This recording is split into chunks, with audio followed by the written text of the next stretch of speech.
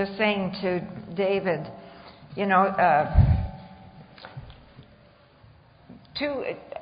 are two popular, if you will, workshops, one on spirituality, but also people want to hear about relationships, because many people find their relationships are in trouble, so I can understand they want to do that. Anyway, whoever's here are people who want to be here, so we'll continue. Let's just take a minute to turn within. We won't say a prayer. We said that at the beginning, but we'll turn within to the Spirit of God within us and just to the silence. It's a beautiful thing to do.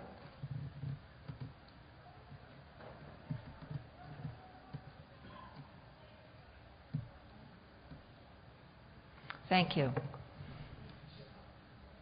Hopefully we'll get to step 11, and I'm going to talk a little bit about meditation and what it can do for you. See, I've a long time ago learned that I can't fix myself. I've a long time ago given up that idea that I know what the right way is, and that if I'm going to change, life is going to send you appropriate challenges. It certainly has me. None of this business, well, now, I'm 34 years sober. I just, cruise along every day and everything's easy. I've got a big challenge in my life, just like some of you might have. And I say again, if I want to meet it properly, meditation is the place to go. So, I left off talking about where I had taken a drink at 5. I come from a family my family isn't alcoholic, but my grandfather, my mother and father were Americans. And my grandfather died in a pool of his own blood. And there was no AA to stop that in the late 1890s. So on my father's side, there's alcoholism too. And in our immediate family, I have a brother who was dying when I left home to go to the convent. And as it turns out, and I'll talk about that tomorrow in my talk, he got into AA and was sober 49 years when he died. But I was absolutely addicted from that first drink. Some people slip into it more slowly. I had no defense against the first drink right from the word go. So I don't have to tell you that I didn't grow. See, when you can make the bad stuff go away by taking a drink, you're not going to be trying to change and do the things to find out how you can live peacefully. So I went to the convent, as I told you before. I didn't go with ideas of piety and I'm going to become a spiritual. What I went for, as I told you, was I'm going to do this hard thing for God, and then God is going to do for me. That was the quid pro quo. And I can tell you, as I said, I came out of that place more sick when I left than when I had been there. I went in there drunk. They allowed, I got a great education in there. I studied a lot of theology. I knew a lot of stuff. And that worked against me because I had a head full of stuff that was irrelevant. See, I believe that God must be an experience. Intellectual stuff is not an experience. The intellect can become an avenue of awareness. So I can read a book or I can go to a talk and I can hear some things, but if I don't put it into practice, it's just information. And so when I came into AA later on, people thought I knew. She's an ex-nun. They assumed a spirituality in me that I didn't have. And so I came out of the convent, and the next 10 months were absolute disaster. I left the church. Do you mind pulling that door shut back there? Thank you. I think the next 10 months I could describe as the dance of the walking damned. And I left the church, and I left the church not because the church hadn't harmed me. I just realized at some point I didn't fit there. And so that brought me then to 1966 to Alcoholics Anonymous, and 5.5 years where I didn't drink, but I was always stoned. And then I left Alcoholics Anonymous, and I lost everything. I had married my psychiatrist, which isn't a terribly smart thing to do. He too was alcoholic, so he couldn't protect me. And he started to drink again. We lost everything. And so by the time 1973 came, I had no home. We had no money. Everything was gone. There wasn't something, where we could say, well, there's money stashed away somewhere. We were alcoholic. So was he. And so we lived the way alcoholics do, and one day it all just came crashing down. I told you I have a long history of psych wards, shock treatments, all kinds of things like that. Am I doing something to rattle this?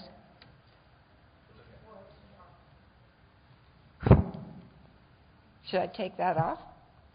Okay. The morning of May the 20th, see, we're talking about spirituality and how does God enter our lives? Well, he doesn't enter. He's never been away. God is the essence of our being. How does God learn? How does God deal with us in such a way that we will let God express in us? That's the question. And so the morning of May the 20th, I'm in a psych ward, and something had happened, and the nurse said to me, she was trying to tell me what big trouble I was in. I weighed 85 pounds, I had teeth knocked out, my hair was straggly, this eye was purple, and I had a big purple whatever around, and I said, I'm a woman of the streets. And she said, yes, you are. What are you going to do about it? I didn't know. So I went back to my room. What are you going to do about this? And I knew that I was out of everything. Absolutely out of everything. If you had come to me and said, I have got a job for you and I'll pay you $500,000 a year, I'd have had to say, I can't take it. I was totally broken. And so I decided. I didn't know. I hadn't another idea in my head. So I decided I'm going to take my life. I'm done. My family didn't want me. They'd let me come home, but they wouldn't let me drink. I need to drink. I can't survive. And so people had said, stay away from us. You're bad news. And so I decided to take my life. I asked the nurse to bring my clothes. She went away to bring my clothes, to get my clothes. I was going to leave because I knew how to take my life, and I'd be gone in half an hour, and I had no qualms about that. I was done. And do you mind closing that door at the back? And in that moment, I had a spiritual experience. It was as if a giant hand reached into me. I was 40 years old, and I had never taken a sober breath if I could draw a drunk one. I'm not saying I was drunk every day, but that was my ambition. I drank all the time, any time, and I did anything I could. And in the midst of that, this is what happened. I can't tell you anything else because it's God's truth. It was something happened to me, reached into me, it felt like, and took the compulsion to drink, and I knew it In a heartbeat. Done. And I knew that I didn't have to drink again. I knew it was gone. I can't tell you how I knew. My soul knew that it had been cleaned away. And I remember that morning because I also knew that I couldn't stay sober if I didn't change. And I didn't know how to change. I just knew it. I knew from within what the deal was. And so I said to whatever that thing was in my room, you got to send me somebody because I don't know how to live. See, I started drinking when I was 5, and I think my whole development was arrested at 5. I didn't know how to do relationship. I didn't know how to get along with people. I didn't know who I was. I didn't know how to get along with God. I didn't know anything. And I said, you'll have to send me somebody, and if you do, I will obey. And there was a rap on the door as I stand here. A man stood there. And he was the instrument who got me into the hospital, into Dawnwood, which was a hospital started by Dr. Bell for addicted people. And I was there 28 days. And at the end of that time, they gave me enough money that I could get a room on Skid Row. And I lived the first year of my life in sobriety on Skid Row. I did not believe in God. No, that's not right. I believed in God, the useless twit. I believed it was useless. That whole business of spirituality, useless. And so I have to tell you, I lived, the best way I can describe it is, I didn't suck up much oxygen. I lived very small. I put one foot ahead of the other. I got a job sweeping floors. And the compulsion was gone. I had all my belongings in a little plastic bag and a little suitcase. That was where my life had come to. The ex-nun, the well-educated woman, the woman who comes from a family whose name is integrity, and on, and this is where I am. I didn't fight it. I didn't try to get out of it. I just did what I had to do. My husband, the psychiatrist and surgeon, he couldn't get past his qualifications. He just couldn't. He sat depressed. So I went out and I did what needed to be done. And this is where discipline comes in. This is where commitment comes in. This is where ability sometimes to do what you don't want to do, where you just say you can't do it, where you just put one foot ahead of the other. And that's what I did for 6 months. Hated AA. I'm not going to you, bunch of losers. You didn't fix me. See, I think what you need to understand is that spiritual experiences are given for a very specific reason. The spiritual experience I had removed the compulsion to drink very effectively. It did not change my life. See, that's the God-given process that we have to go through so that we'll change, so that I will live different. Nobody can pour that in. And that's why there's no instantaneous change. And I've seen it over and over, if a miracle so-called is required, you get it. But it moves you to the next piece. And that's what this did. And after 6 months, I can't even, I think about that often. There were days we had no food. The only money I had was the money I made from sweeping the floor, and I didn't ask anybody for anything. I didn't try to manipulate anything. The only thing I did was my old shtick. The damn husband, if he just got his act together. See, that's an old idea in me, that if you changed, I'd be okay. If you changed and did what I need you to do, then I'd be fine. And there's never been a bigger lie on the planet. And I found it out in those 6 months. And one morning, I went to Donwood because they had an AA meeting there. And I didn't go for that. Not going to that bunch of losers. And a man met me in the hall. A chance meeting. And he said, "Would you like to come to a meeting with me?" And he smiled. And I said, "Sure." I didn't ask what meeting. And it was a meeting of Alcoholics Anonymous. And you know, I don't remember much except that in the next 3 months, people, they didn't care that I was ugly. They didn't care that I wasn't well dressed. I could hardly put 2 sentences together. That's how broken I was. And they just said, "Keep coming back." And then I chose a sponsor. She had blonde hair, gold earrings, and a white suit. Aren't those brilliant qualifications for a sponsor?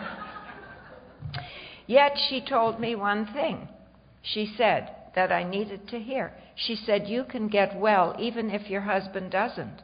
And she kept saying that. And then she'd complain about her husband. But she had given me the message I needed. That was her shtick. I heard what she said. And I kept going to those meetings. She got drunk. And 2 guys in the group stepped up to the plate and said, "Mildred, you are going to have to do the steps." And I did the steps the first time. And they told me what to do. They said, "You come an hour and a half early. We'll be here. We'll read you the book. We'll tell you what to do." And that's exactly what happened. And the night before I went to do my 5th, I read over as they told me to do. I did exactly what they said. I read over my 4th step, and the light bulb went on.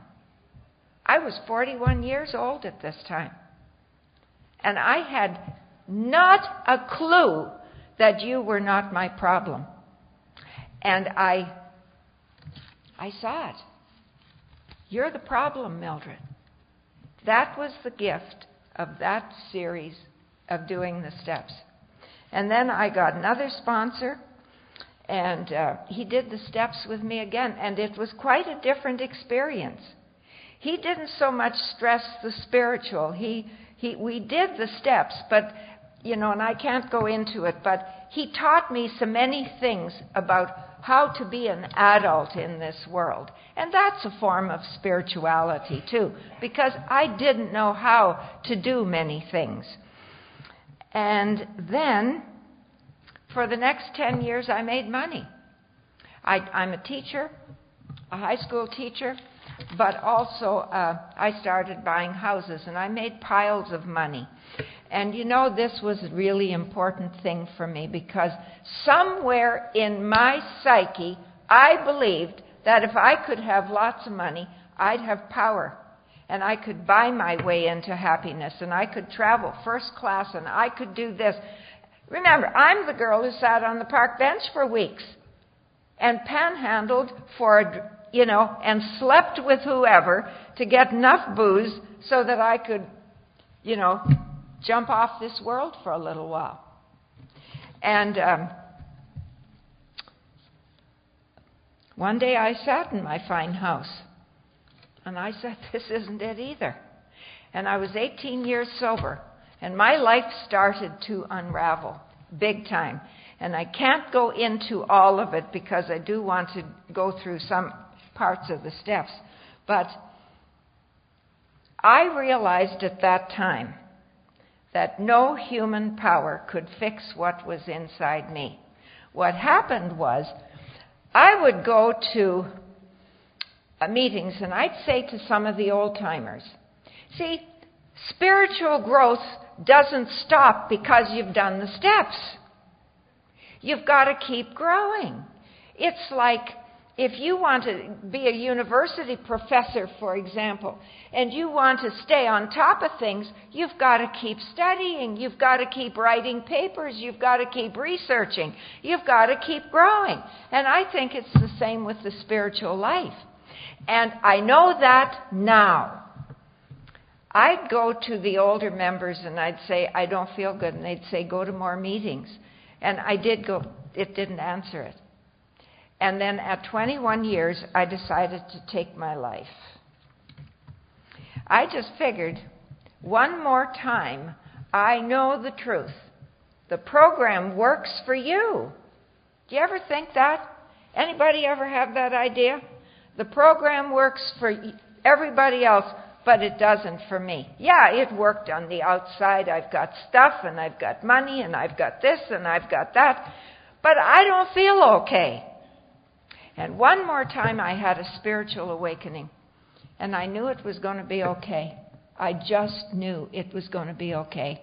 And I got out of bed the next morning, and I put one foot ahead of the other for about 3 weeks. And then one day the phone rang, and it was a Jesuit saying, would you like to come and give retreats? I've been excommunicated oftener than Carter's has pills. You want me to give retreats? Yes. And that started a process. And at that very first retreat,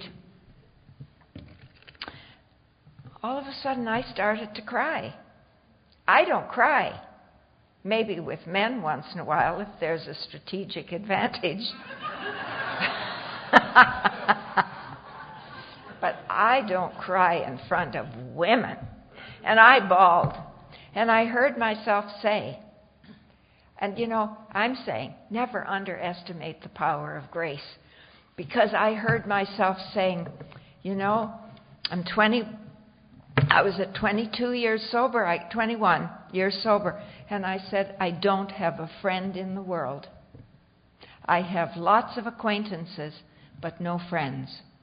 And it was as if God took the walls that separated me from you absolutely down. And I just stood there bawling.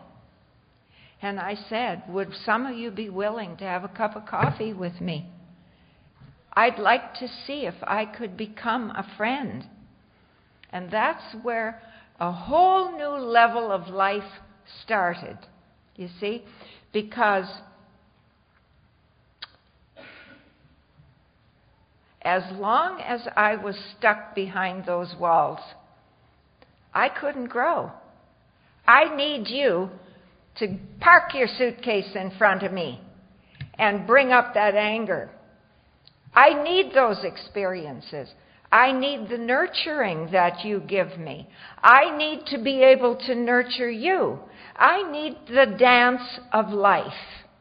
You see? We will get to the steps, but it's all about the steps. Took my shoes off. Here we go. See, this is stuff I didn't know. And I think Bill opens the door for this in step 8 in the 12 and 12. Because you know that Bill didn't come into A or start AA. He was depressed for 15 years. And later on, he wrote about this. He said, we've had experiences in childhood that have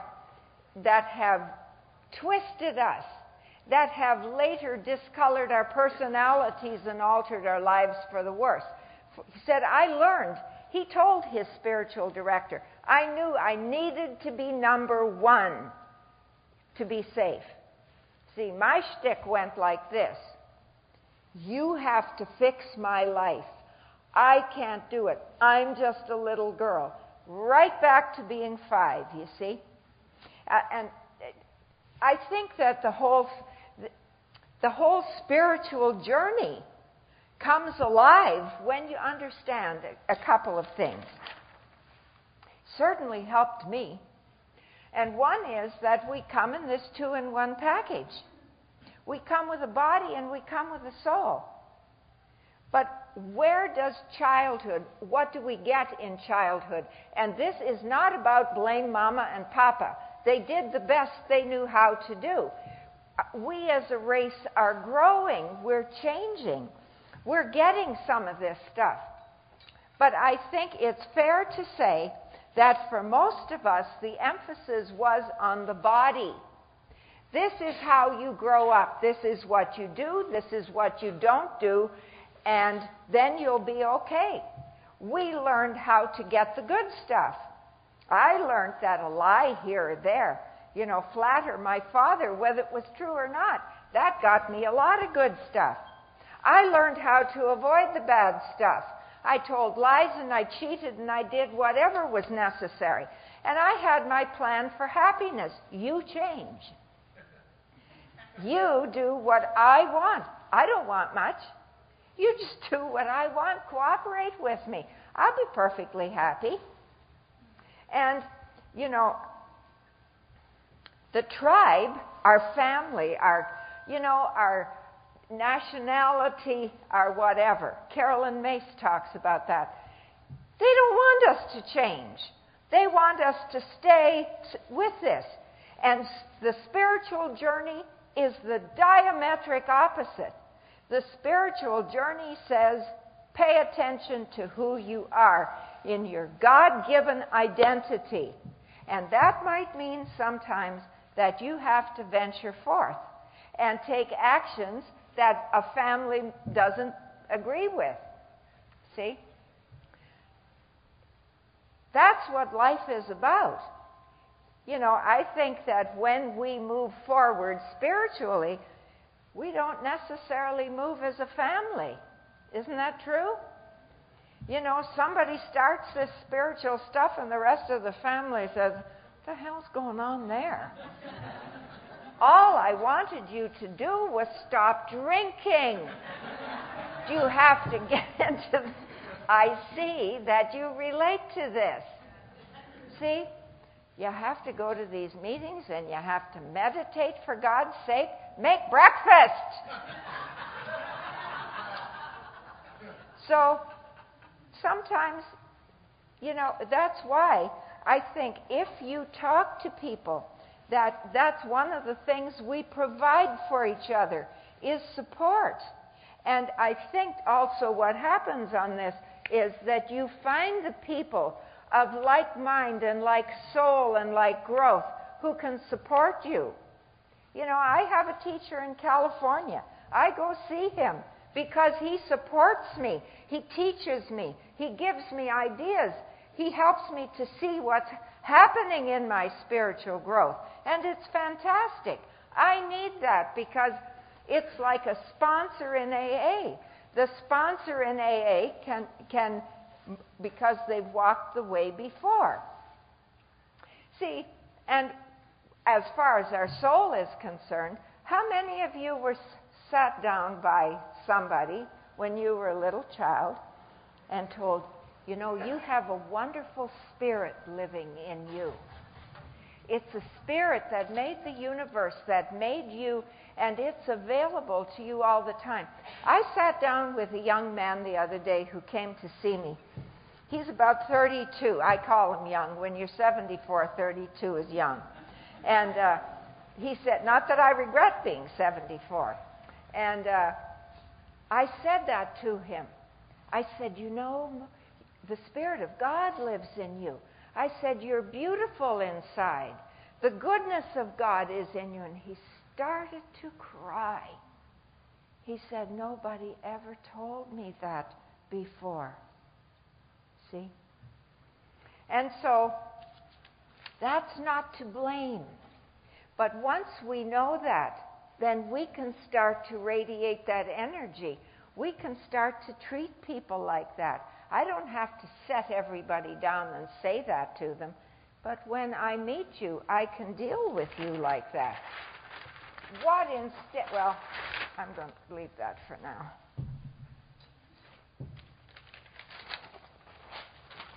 See, Chuck gave me the diagram that I showed you at first. And as I started to think about that, yes, I believe we're all one. But one day in meditation, it came to me. There are different parts of our life. We live in a body. I always thought the body was alive. I don't believe that anymore. It's my spacesuit. I just put it on for a couple of years. And when I'm done with it, I'm going to take it off again. That's all. What the body does for me, it enables me to dance here. It enables me to experience life. Because otherwise I could live up in my head and I could be dead wrong about that. What's alive in me is this spirit. That's who I am. And so, why can't I live that way? Well, the book says it. You and I, if you're alcoholic, we have the body. If you put alcohol into it, we get what is known as an allergy, which shows up as a craving. Well, case closed then. Just don't put the alcohol in. What's the problem? The book says the main problem rests in the mind. And I'm using a translation, my own version of it. I always thought the mind was the intellect. I don't believe that anymore. The mind is the inner world.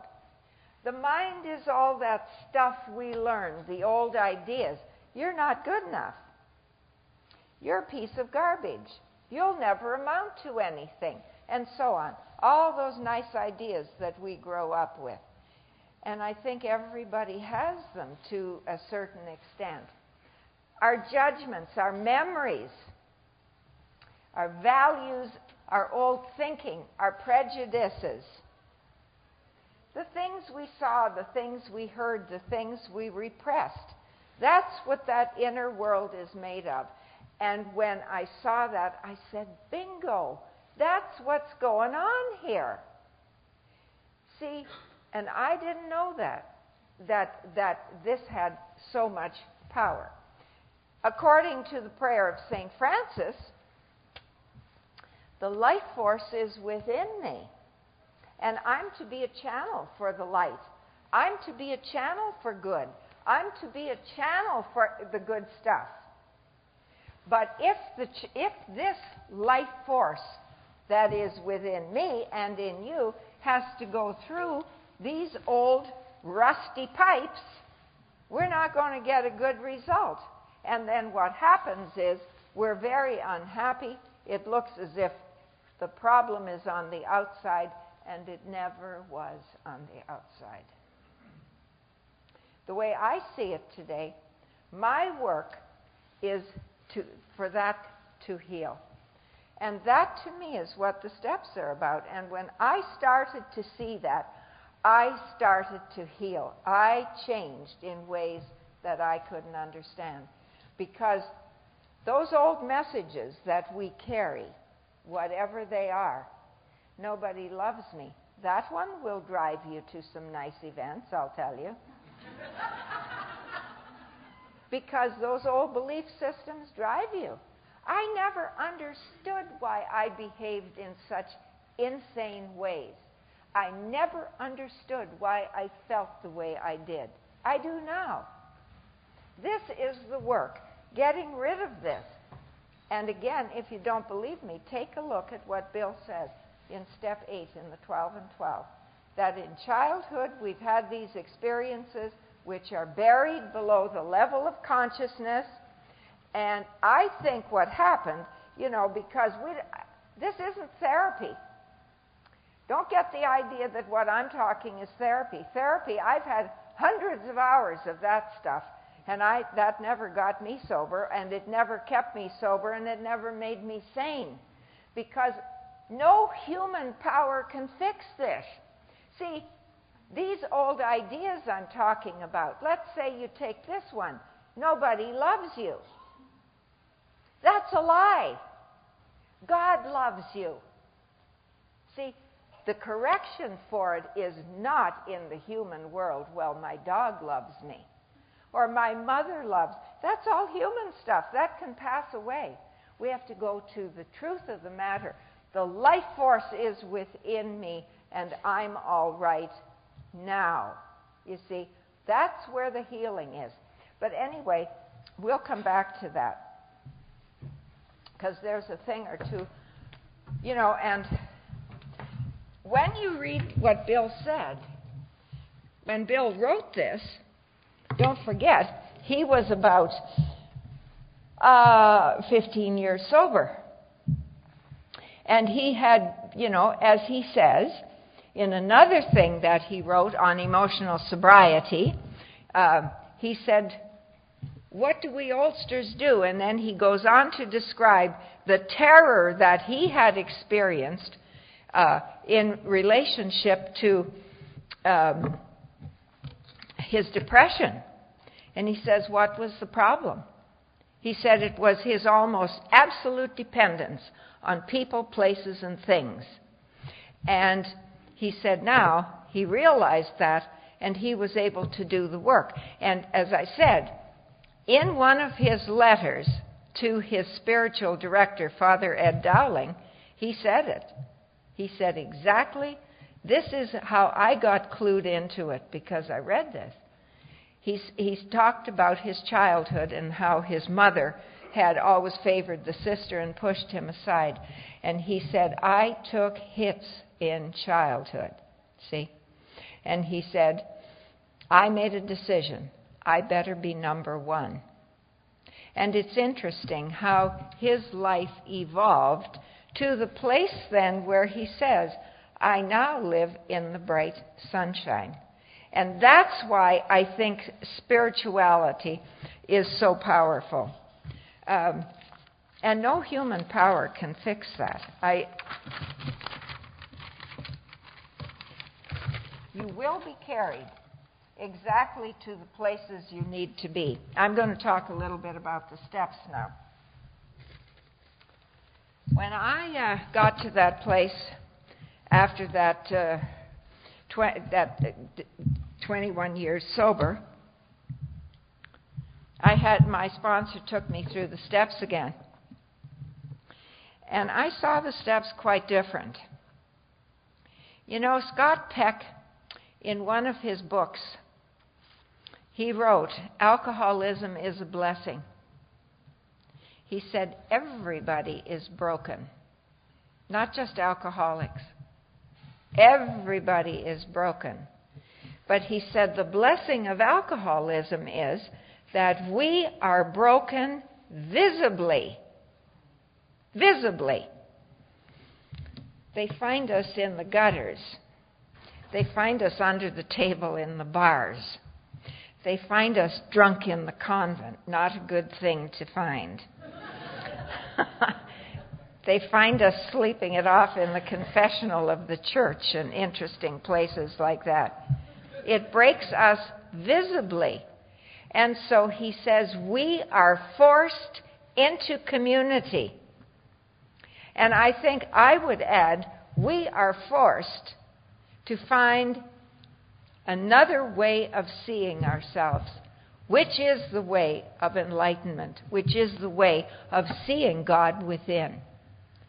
So I look at my alcoholism. I took another look with my sponsor, and what I saw was that I had spiraled downward. At first when I was 5 and took that drink, there were no problems. I just hid and lied and cheated and stole the booze. But as far as making big problems, that was to come later. And so we spiral down to that place where we can't go on. We reach the turning point. And the book says we either accept spiritual help or we go to the bitter end. Have you ever seen somebody go to the bitter end? Anybody? So have I. The people with the gunshot wounds and the people who sit in front of trains and the people who put a bag over their head and end it that way. It's not a pretty sight, and the people who just waste away. So we come to the turning point where either we will surrender and say, I don't know how to do this, or we go to the bitter end. And that's between God and ourselves. And I don't think God ever loses, because I just think life is an ongoing experience. And if life is so painful, just my idea, If life is so painful that you have to get off and get out of it now, you get other opportunities somewhere down the road. I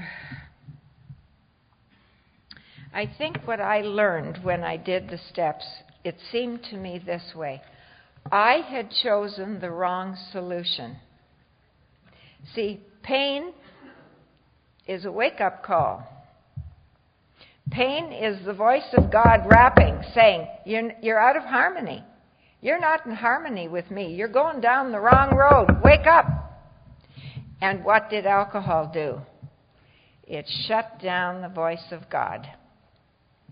You take a fire alarm. This is a good thing, isn't it? You shut down the fire alarm, and if they catch you, you're going to jail.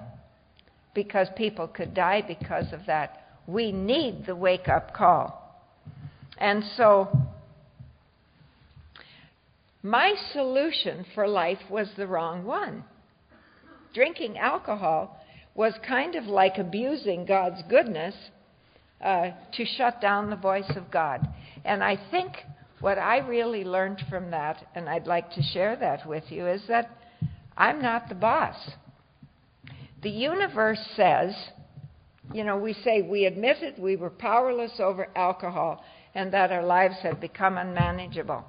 And I like to use those words, but I also like to think of it this way. I'm not the boss here. I can use alcohol to shut down my pain, but it's the wrong solution.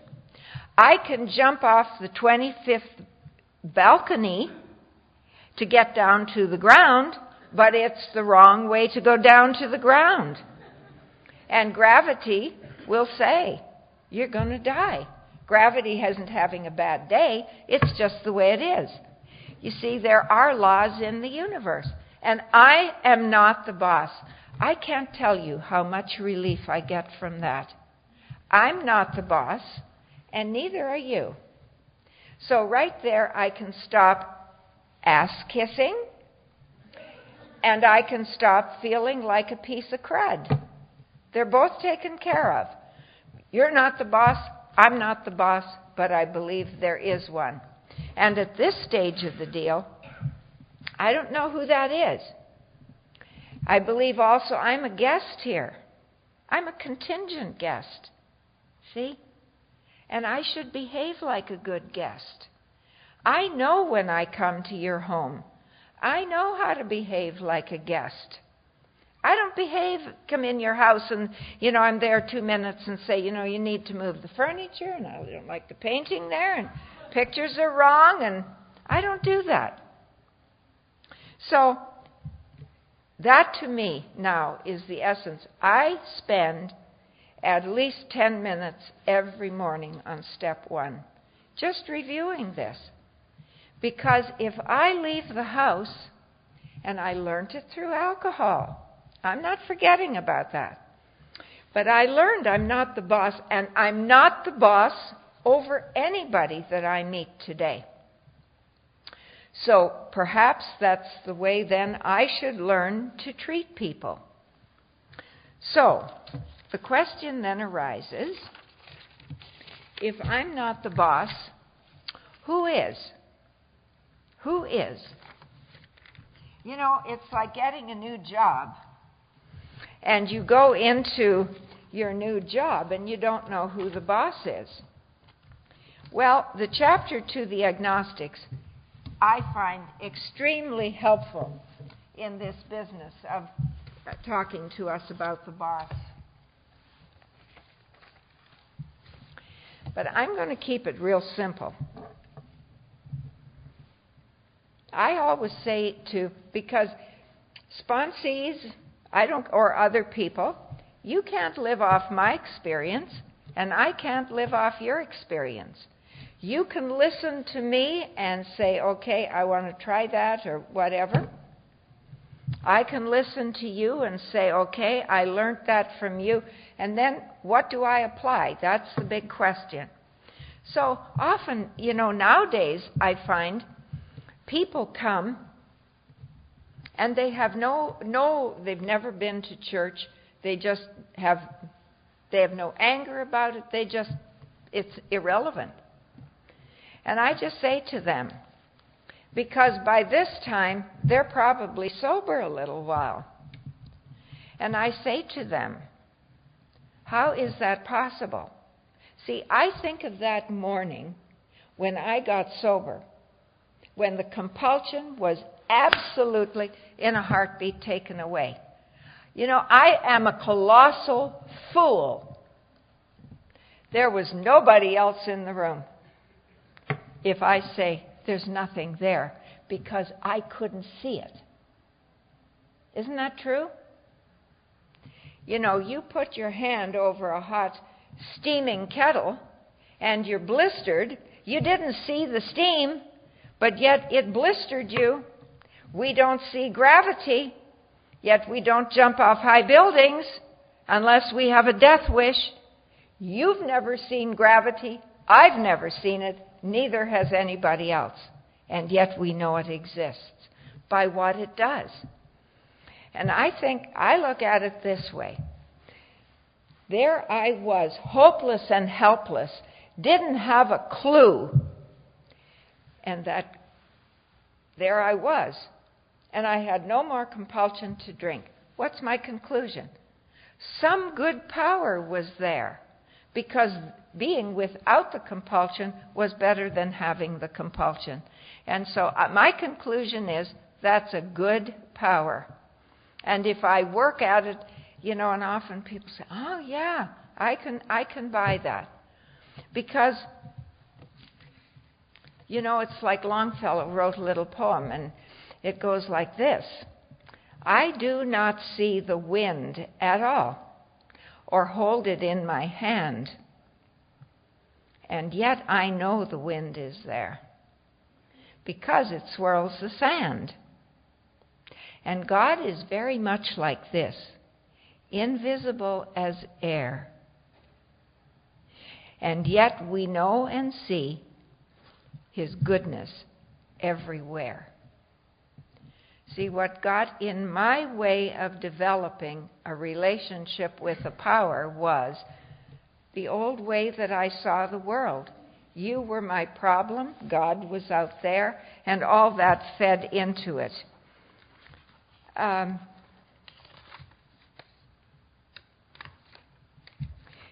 I think I'll move right on, because does that make sense to you? There's so much, that beautiful chapter to the agnostics. Like I just read that and read that and read that. It tells me what gets in the way. Give God a chance. Not the God that you think you're going to manipulate. Give God a chance. I don't know how to do this. Help me. Show me the way. It's amazing. Just look. If we had continued to believe that the earth was flat, if the Wright brothers had continued to believe that airplanes wouldn't fly, we wouldn't have a shuttle launch, would we? And look at how limited we are. And I think one of the most unlimiting things is to say, here, God, I don't know who you are. I don't know. And I sure wouldn't stand up here and try to say, because I don't know. But I know, and I have an experience of God. So, then we come to step 3, which says, and I'm going to take that kind of from the book, being convinced. See, step 3 is a powerhouse, but you have to do it. Step 3 does not say, I have to be perfect. All step 3 says is, I have to make a decision. And if you are a business person, or professional, or you're a parent, you know you make decisions. How? You don't pick them out of the air. I used to do that drinking. But you make decisions based on the facts, don't you? You take a look at the facts. So we have just had how it works, and the ABCs, which follow our description of the alcoholic, chapter 2, the agnostic, And then it says, I can't fix myself, you can't fix me, but God could and would if he were sought. Right? And then it says, being convinced, comma, being convinced of what? Of that. I can't fix myself, you can't fix me, but God could and would. Being convinced, it says, that life, being convinced, we were now at step 3. And then it goes on, it's so beautifully written. You know, that life run on self-will can hardly be a success. Isn't that the understatement of the year? And it goes on to explain. But there are a couple of things that, you know, I want to comment on. It tells me there what the root of the trouble is. It's not you. It's self-centeredness. That's the root of the trouble. And the tree grows out of the root. And if I don't want trouble, I've got to get rid of this self-centeredness. And he says we made decisions based on self, which later put us in a position to be hurt. And I can tell you this, and you probably can agree with me. Every crisis I've ever had in my life, I can trace it back to a decision that I made years ago, which at the time I didn't know better, but it was self-serving at the time. I want what I want and I'm going to have it, and it has long arms. You see, but the beauty of that is that if you can see it, God uses that process. See, there's a reason why I don't have children. It was a decision I made. You know, sometimes now I think, oh, well, you know, my friends, they've all got grandkids and so on and so on and so on. Why don't I have children? It was because of a selfish decision I made. But you know what? My sponsees always say, yeah, but where are your kids? We need you. And it's true. God never lets us sit. You know, it's like they showed me in Oregon, you know, where St. Helen erupted and the ash fell and ruined many of the trees. As the time has gone on, beautiful foliage has come out of that. And I think whatever it is where we have, through our self-centeredness, wrecked our lives, God brings beautiful things out of that if we allow that and work with the process. And then he says our troubles are basically of our own making. That takes, you know, that saves me a lot of time. You're not the problem, I am. So I made the problems, I got to clean them up. And he says we must be rid of this selfishness or it kills us. God makes that possible. And he goes on to say, and this is why I love this book so much. People say it's not well written. I don't agree. From the spirit, the way spiritual ideas are connected, it's magnificent. Because he says we have to be rid of self-centeredness, and then he says we couldn't reduce our self-centeredness much by wishing or trying on our own. We had to have God's help. Later on in step 6, he connects that, because what we begin to see is that everything is of a piece. See, God shows up in our lives in ways, you think about this. See if you can't identify. Any problem that has ever showed up in my life, I'm sure, is the wrong one. Not true? I could handle this, but I can't handle that. How did that come into my life? It's God helping me. It's God showing up, giving me an opportunity to change, to see where I am at fault, to see where I'm out of harmony with that great life force. And then he says we have an opportunity to walk under that keystone of the new and triumphant arch to freedom. See, it's not freedom from trouble, it's freedom in God. God is the Father, the director, and the principal. I could talk about that. I just think then, step 3 is a decision.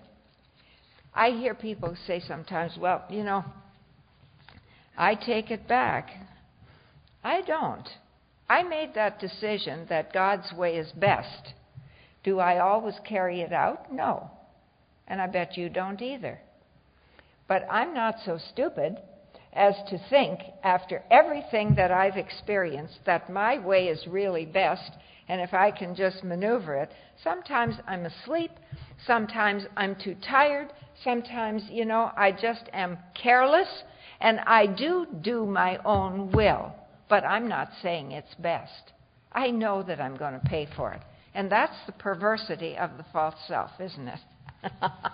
That you do your own will, and you know as you're doing it, there's going to be a consequence for this. And then the promises. And I won't go into them except on page 63. We always read the promises on page 84, whatever that page is. Never read these beautiful promises. We have a new employer, and he provides everything we needed, provided we stay close to him and do his work well, and on it goes. And finishes off, we were reborn. You don't get to rewind your life. God, wouldn't that be lovely? We all have those experiences in our life that we say, oh, did I do that? Wouldn't it be nice if we could just rewind the tape recorder of life and it would be wiped out? Doesn't happen. But again, God uses that stuff to bring us to a total awareness, a total dependence on God. That's the beauty of it. And then the beautiful third step prayer, which is part of what I do in the mornings. I get up and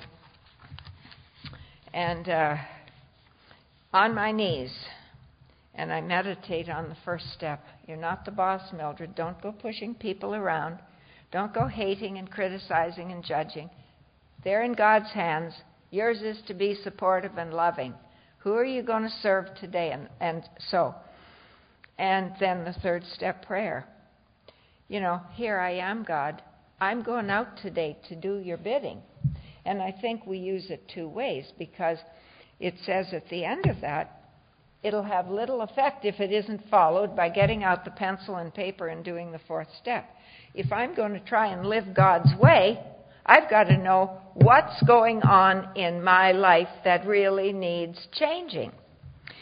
And if I do it on a daily basis, then of course it's what have I got to do today? This morning I did it, and I said, I don't want to go and do this seminar.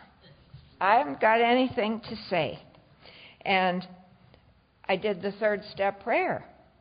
I offer myself to thee. Well, it turns out I agreed to have my name put on the program for this seminar. So go and do it. And if you fall on your face, you fall on your face. Go do your best. Help me, God. See? Now it says we launched on a course of vigorous action. Just one or two things I want to say about step 4. I think step 4 is brilliant. I don't know about you. I've had hundreds of hours of therapy. And in all that therapy, I could give you all kinds of gobbledygook about what they did and how it interacted with me, and now I'm this way. Yes, now, we're going to, and here, I'm still the I cell on the podium, not reconnected. What's the problem? The problem is, I'm the I cell on the podium saying, you're all to blame, that I don't feel good. No, they're not to blame. I have got to wake up and be reconnected to, and I've never been really not connected, but I've got to wake up. What happens through the process of being asleep, I blame you. And out of that comes my hatred. Out of that came my rage. Out of that came my fear. Out of that came the despair. And out of it came all the behaviors that were so shocking. All the behaviors that were geared to manipulating you and getting my way. So we've got 3 areas. I can tell you, if you do those, and I'm sure you know this, if you do your 4th step and do those 3 areas, you're going to know yourself better than you want to know yourself. You know, the last time I did the 4th step as part of a process, and I don't think we should do the 4th, I don't ever do the 4th step without going through 1, 2, 3, and then do 4. And it just seemed to me, I had such a clear vision of what it is that I need to change, what I need to do so that God can change me. See, and it always goes back to the dance. We're supposed to dance. God gave us the instincts for sex, security, and companionship. Otherwise, I might sit on the planet as a blob. I'm supposed to learn, and I'm going to learn by dancing with you. And you dance with me, and just like a dance floor, we step on each other's toes, we get our elbows in one another's bodies once in a while, and all that that's the dance of life. And through that, we learn. And you see, if I don't get it right about who's the boss, then I'm going to be afraid. I always tell sponsees, it's the equivalent of going into the boss's office in the morning, and you sit on the boss's chair, and you put your feet up on his desk, and you order his secretary to bring you coffee. Now, you may be insane enough to do that, but I suspect you'll be a little nervous that you may get thrown out ass over tea kettle. And I think that's what fear is about.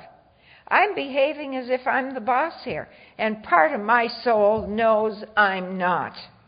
And then then the sex part, sex which is to be a means of loving expression between people, becomes a means of aggrandizing the false self. If they want to sleep with me, my goodness, I'm somebody. Oh, yeah, right. And so that's what the 4th step really is to me. You get to know yourself. Step 5, you tell your secrets. Secrets never look so bad once they're out. I remember the first 5th step, there was some pretty bad stuff on there. And I thought, well, you know, maybe some of that stuff I just won't tell. And this priest said, is that it? And I said, yes. And I started to sweat, because it wasn't. The real dirt was on the backside of the sheet. So I said, no, it isn't. And I started telling it. And as I told it, I grew 6 feet tall. I had a freedom that I had never known, because I had completed the task. And I left there I can't describe it. It was amazing. It's a principle by which we can live today. There's nothing like honesty. There's nothing like being able to say, I did such and such or this, whatever, to whomever that applies. And then we come to step 6. And I think it was Scott yesterday who said we lose people in 6 and 7, maybe. See, I think column 4 in step 4 is there for a reason. Because in column 4, I list how I behaved out of line. What's my part? You see, we start out thinking it's you, and by the time we get to column 3 and 4, we see it's me. It's something in me, and how do I behave? And then I begin to see where, the things that I need to change. See, because I think the more realistic step 6 becomes, at the start at least, there were things in column 4, for example. I lie. Imagine that. I tell lies to flatter you. I don't contribute anything. I make a long face to manipulate you, and so on and so on. When I got to step 6, my sponsor said, it's right there. That's some of the stuff that you have to change. And I thought I was going to change it. See, I think I've got to change my behavior. I've got to change my words. I've got to change my actions so that God can change me. I'll tell you just a little story. I was teaching again by this time, and I was a basket case. I went into that school. I'm Mrs. AA. They didn't care about Mrs. AA. They just wanted a stable, sane person doing a job. And I couldn't always pull that off because one day, the emotional roller coaster, I was a year and 2 months sober. And so I made up my mind. See, here we go again. I made up my mind. I don't look good. This has to change. God, and so I wasn't a churchgoer anymore, but I was quite willing to go to church and see if I could persuade God. So I'd go to church in the morning and I'd kneel down and, oh my goodness, I'd pray up a storm. God, please, let me be kind today. And the more I prayed, you know what happened? I'd get into the parking lot and I'd be screaming. Doesn't work. Step 6 is about another level of surrender. I've got to do the changing of my words, my actions, my behaviors, my thinking, and then God uses that process. Just like people say, well, God does the changing. Of course God does the changing. That's a no-brainer. But if I want tomatoes, I better do more than just pray for tomatoes. In step 6 in that prayer, he says, or rather in that little writing in those 6 lines, am I willing? Sure, God, I'm willing. You can just put the wings on me right now. I'm willing. But there's another little dirty word in there. It says, are you ready? I was willing to come to Orlando a long time ago, but I wasn't ready till Wednesday morning when I closed the suitcase, locked the house, and went down to meet Rick. See? And I think the one thing about step 6, if you really want to get the gist of Bill, read step 6 in the 12 and 12. Because there he says, why doesn't God's grace work 100% on our character defects when it works 100% on our drinking alcohol? Because I don't want to give them up. Because they're my defense mechanisms. I don't know how to live without them. So there's a whole other thing we could talk about that. I think that the process of growth sometimes seems very slow. But if I continue to do the work, then one day I say, oh, like lying. I would lie about everything. And one day my sponsor and I had a chat, and he said, would you be willing to make this commitment that if you tell a lie, you're going to go and correct it? Okay? And I, very shortly thereafter, did a real doozy. And I made up my mind, I'm going to honor what I said I would do. And I went back to those people and I told them. I said, what I told you wasn't the truth. I told you a lie so I would look good. And you know what? It broke the back of my need to tell lies. You can pretty well count on today if I say it's black, it's black. And if you say to me, how many people were at the meeting, and there were 20, I don't say 50, so I'll look better. That kind of stuff. It's amazing when you take responsibility and hold yourself responsible. In step 7, you getting tired? I'll hustle. No, I'll hurry. Might be a more appropriate word. You caught that. There's only one word in step 7 I'll say something about, and that is humility. Humility doesn't mean I'm nothing. Humility doesn't mean I'm not good at what I do. Humility doesn't mean I'm ugly. Humility is not a downput.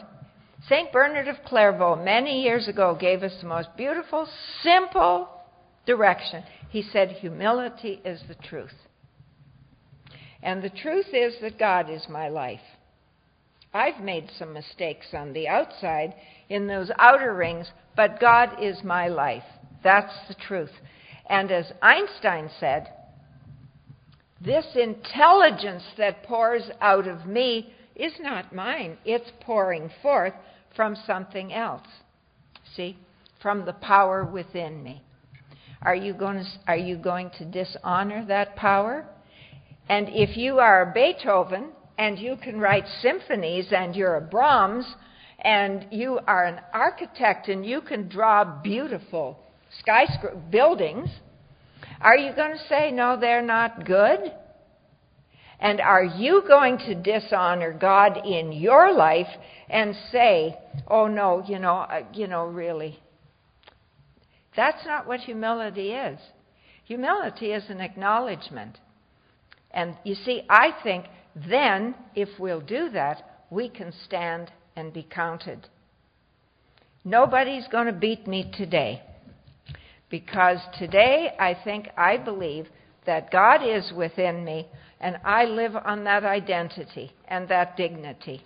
Make mistakes in the human world? Yes, I do.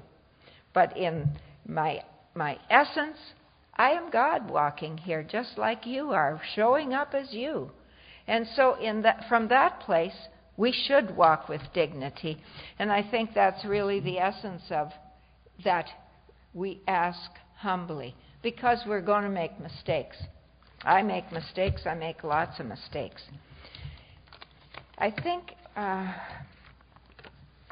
then we come to step 8, which is really about, Bill says, if you'd find that, making the list, etc. And it's in step 8 that he talks about these unconscious things that have happened in childhood. But he says, even if you find that you don't have much to do in the way of restitution, get to know yourself. Get to know yourself and how you function. Powerful, powerful stuff. I'll tell you a little story, because I wouldn't have believed this possible. I went home one time to Saskatchewan, and my sister was having a dinner party. And I said to her, who's coming? And she said, named the people, and then my sister-in-law, who I don't like. And I said, do we have to have her? And my sister said, why not? And I said, well, she's always so pretentious. I said, she always acts, as if they have so many rich friends and they're so rich and they have so much, etc., etc., etc. And my sister, without skipping a beat, said, she only acts that way when you're around. And I learned a whole lot about step 8, where Bill says, get to know yourself. Have you any idea of the energy you put out? How would it feel moving into your energy? I used to have this idea that I was just such sweetness and light and all this. Then I began to take a look at what it would feel like to relate to me.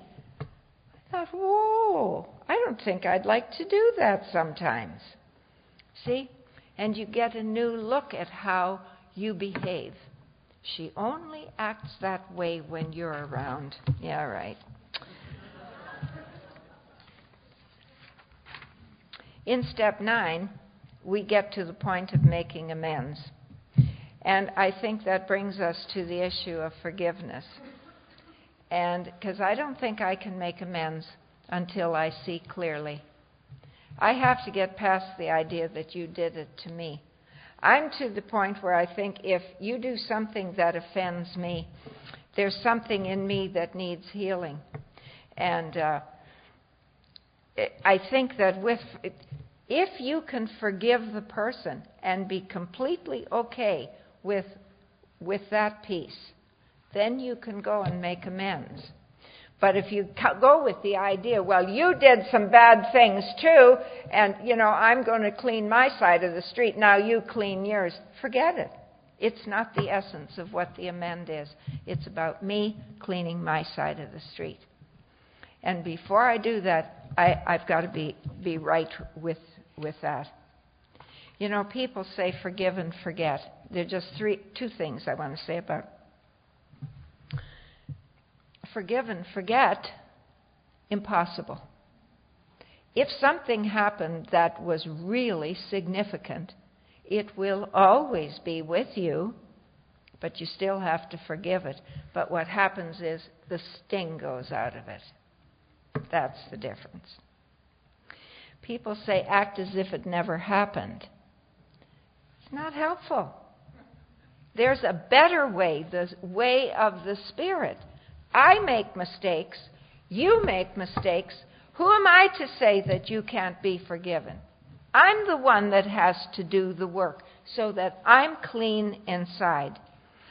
And there's one other thing that I want to say, and I think a lot of people mistake this. They make a mistake between forgiveness, reconciliation, and restoration. They say, well, I don't want to have lunch with that person, so I guess I haven't forgiven. Not necessarily so. Forgiveness takes only me. You may have done things, and I don't want to have lunch with you. That doesn't mean I haven't forgiven.